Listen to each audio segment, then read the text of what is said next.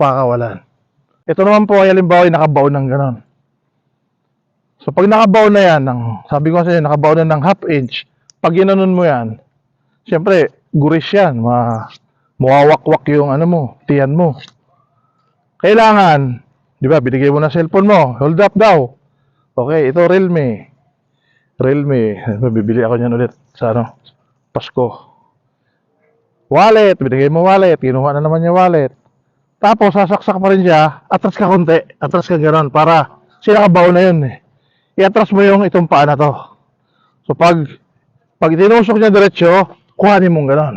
Doon pa rin tayo, angle pa rin.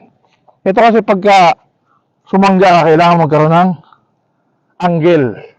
Kailangan ma-deform yung braso niya. So, dito pa rin po tayo, pa rin gagamitin natin technique. Pwede mo siyang idapa, pwede mo siyang sandal sa pader.